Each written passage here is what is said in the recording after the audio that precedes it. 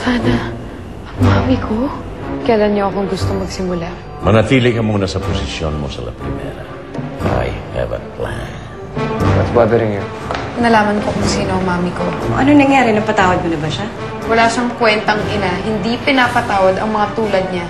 Mama mo yun. Hindi mo na yun mababago. Kaya siguro dapat mapag-aralan mo mapatawad siya. Mahina na ang kapit mo sa matandang yon. Binibigay niya kay Lola ang pagiging presidente ng kumpanya. Ako ang presidente ng kumpanya. Hanggang kailan, Gaston? Pag hindi ka kumilos, ewan ko kung ano mangyari sa atin. Patawarin mo na ako. Lahat gagawin ko talaga. Gusto mo lumuhod ako? Luluhod talaga ako. Ayaw mo. Hahalikan ko pa. Hindi. Okay lang. Hindi yan ang show. Nadodorbe. Sino naman kaya yan? Gaston. Gaston, anong ginagawa mo dito? Bakit? Hindi ba pwedeng dalawin na isang sobrang gwapong lalaki ang hindi naman masyadong magandang babaeng tulad mo? Parang ang lakas ng hangin ah. Sino ba nagbukas ang bintana? Ano ba talagang gusto mo, Gaston? Sige na. Hindi na akong papaligoy-ligoy pa.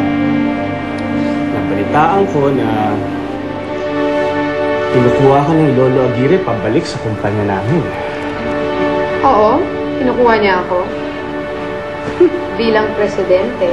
At ipapaniwala ka naman sa mga joke ng Lolo Aguirre? Ano ba naman? Sa tingin mo, sa liit ng tingin niya sa mga babae? Lola, Lola, Lola. Hindi ka pa talaga natututo, no?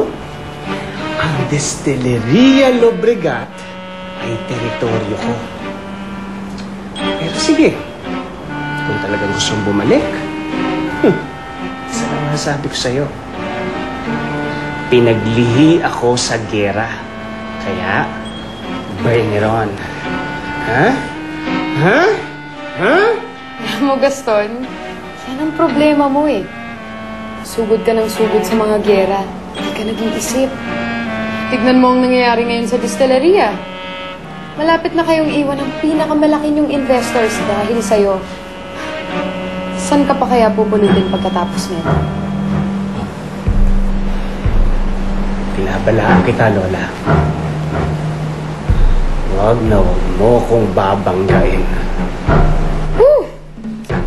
Gaston, Gaston, Gaston. Ilang beses mo na akong binangga. Ilang beses mo na akong gustong pabagsakin. Pero, sino kaya ngayon ang takot na takot at desperado? Pero sige, gusto mong huwag na akong bumalik sa distilleria? Sige. Gagawin ko. Pero, may kondisyon ako. Ano yan? Nagsisisi na ba si Serap? Hindi pa rin gata. Sayang. Kabilugan pa naman ngayon ng buwan. Kung magsisisi at magpapatawad lang sana sila,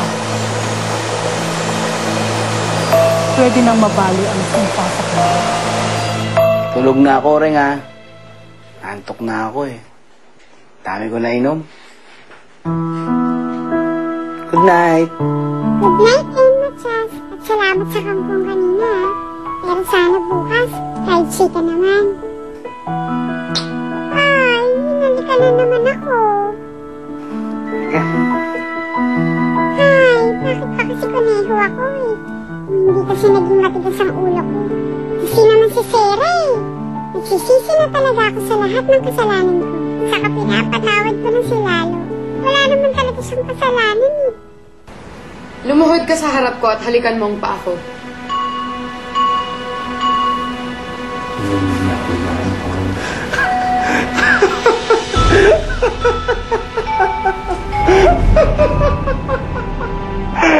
Papatawa ka ba? Hoy, ikaw. Napakataas na ng lipad mo, ha? Hindi ka ba nalulula na dyan sa kinatatayuan mo? Ako Isang lobregat? Luluhod sa harapan mo? Nek-nek mo. Ha? Okay, edi manigas ka. Bilang na lang ang mga araw mo bilang presidente. And, by the way, Gaston, hindi ka totoong lobregat. Saling pusa ka lang. FYI.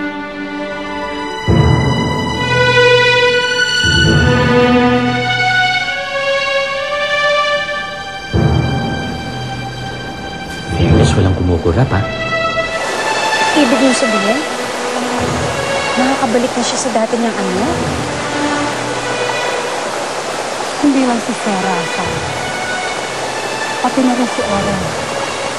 Pwede na silang maging tao ulit.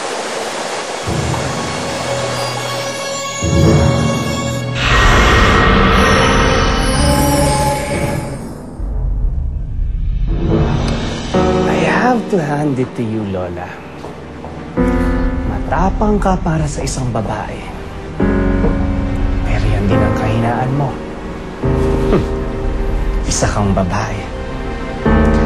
At kahit anong tayog ng ambisyon mo, babae ka lang. Pero huwag kang mag-alala. Matututunan mo rin lumugar. Turuan kita ng leksyon na hindi mo makakalimutan.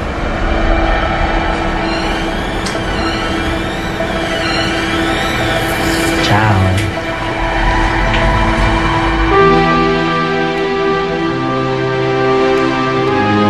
Ano yung sinabi mo? Ha?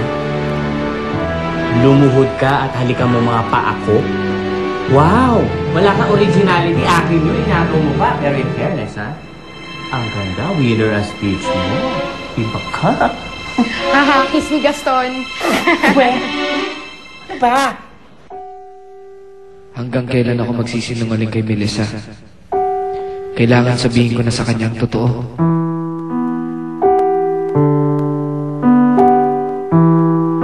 Sandali lang, Boogie ah. Ibibigay ko lang to kay Mami. Love na love niya ang drawings ko eh. Melissa, may sasabihin na sana ako sa'yo. Ano yun? Wala. Sabi ko, bigay mo na yan kay Mami mo. Siguradong matutuwa siya sa'yo. Sige, sandali lang ha. Ibibigay ko lang to kay Mami.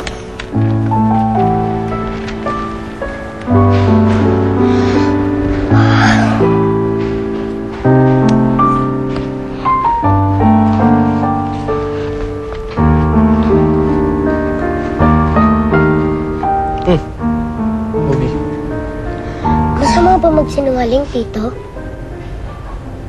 Ha? Oo. Masama magsinungaling. Paano kung alam mo na magsasabi ka na ng totoo, masaktan yung mahal mo? Ayos lang po ba na magsinungaling ka? Dahil ayaw mo naman po siyang saktan?